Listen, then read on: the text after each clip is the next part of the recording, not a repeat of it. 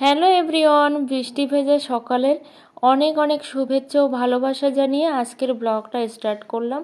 আমি অনুমিতা, ব্লগার অনুমিতাতে তোমাদের সবাইকে জানাই অনেক ভালোবাসার অনেক স্বাগত। দেখো, একটা মেয়ে বা একটা বাড়ির বউকে দেখো কতটা কষ্ট সহ্য করতে হয়।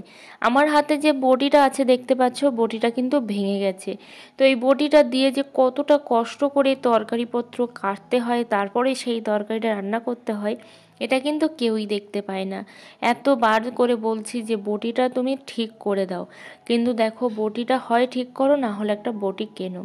কিন্তু ওই যে কষ্ট তো আর তাকে করতে হয় না, কষ্ট তো আমাকেই করতে হয়। তার জন্যই কিন্তু এতটা কষ্ট করার পরেও মানে বটি আর ঠিক হচ্ছে না। তো দেখো কিভাবে বটিটা আমি উল্টে দিয়েছি, দিয়ে ধরেছি, ধরে কিন্তু এখন আলুটা কাটছি। আর প্রচুর থেকে প্রচণ্ড বৃষ্টি হচ্ছে। তোমাদের ওদিকে কি বৃষ্টি হচ্ছে? তাহলে কিন্তু অবশ্যই জানিও। আমাদের এদিকে কিন্তু প্রচুর বৃষ্টি হচ্ছে, বাইরে তো বের হওয়ার মতোই নয়। তবে একটা ভালো জিনিস কি, আমাদের তো ঘরের মধ্যে একটু জলের ব্যবস্থা আছে, কিন্তু বাইরে তো সমস্ত সব কিছু বাইরে।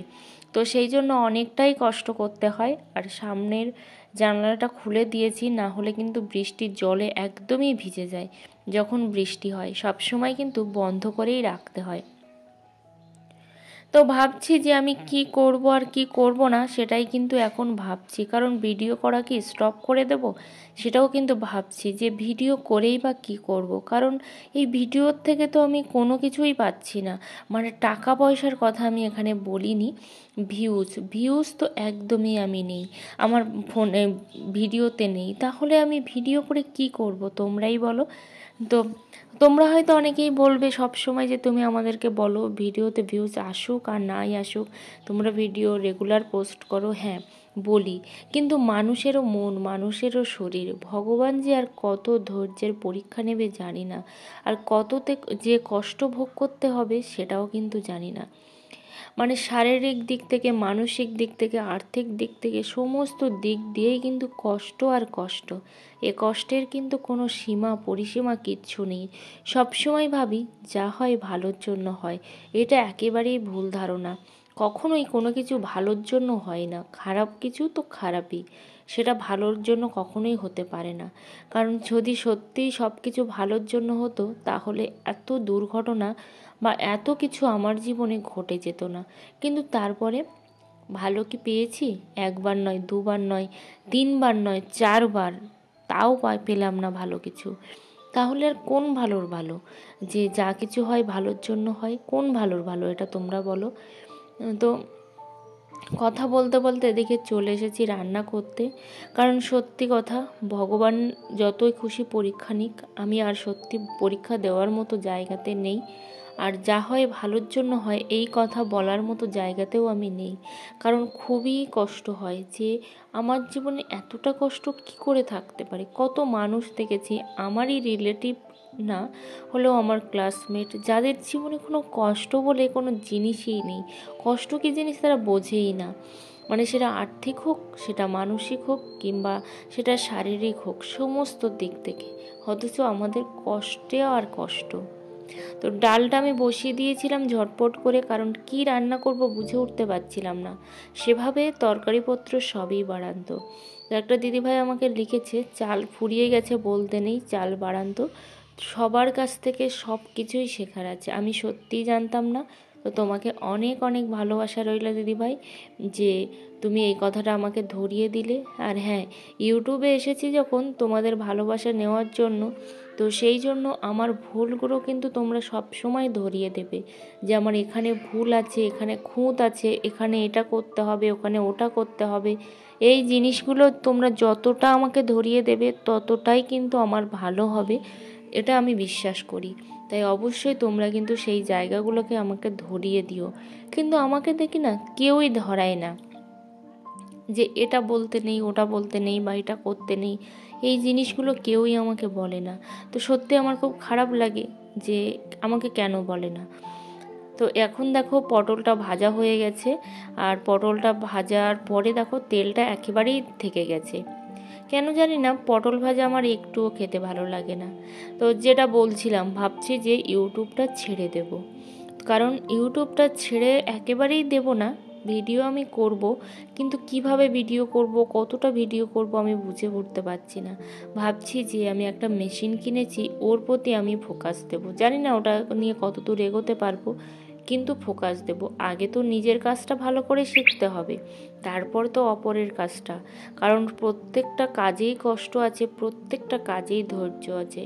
ধৈর্য ছাড়া, কষ্ট ছাড়া কোনো দিন কোনো কিছুতে সাকসেস হওয়া যায় না, এটা আমি জানি। কিন্তু তারপরেও অনেকেই আছে যারা কিন্তু কোনো রকম কষ্ট ছাড়াই সাকসেস লাভ করে। তো এখানে আমার সয়াবিনটা ভাজা হয়ে গেছে। তারপরে চলে এসেছি ওপরে ঠাকুর ঘরে, কারণ ঠাকুরটা আবার তো আমাদের উপরে। তো এখানে বেশ কিছু জিনিসপত্র আমি বের করেছি গোপাল সোনাদের জন্য। যেহেতু আমাদের বাড়িতে আজকে হচ্ছে জন্মাষ্টমী, হচ্ছে না, আগামীকাল জন্মাষ্টমী হবে। তো সেই জন্য দেখো কি বেশ কিছু জিনিসপত্র বের করেছি। আর এমনই ফোড়া কপাল আমার, আমি তো জন্মাষ্টমী করতেই পারলাম না। তো কিছু ড্রেসপত্র বের করেছি, আর কিনেছিলাম সেটাও তোমাদের সাথে শেয়ার করিনি বা করা হয়নি। তো সেই ড্রেসটাও রেখে দিয়েছি, আর বেশ কিছু নতুন জিনিস বের করেছি।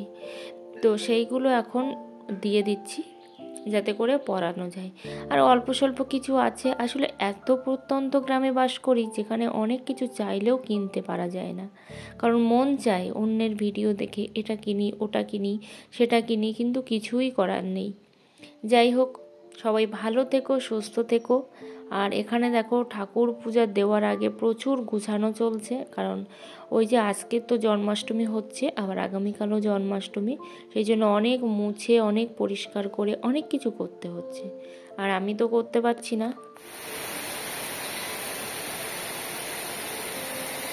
তোমরা দেখতেই পাচ্ছ যে কতটা বৃষ্টি হচ্ছে। আর এইটা হচ্ছে আমাদের গোলা, এটা ছিল আমাদের রান্নাঘর, আর সামনের ওটা হচ্ছে আমাদের গোয়ালঘর। তো এখন হচ্ছে সন্ধ্যাবেলা, মানে সন্ধ্যার পর প্রায় 7টা-8টা বাজে।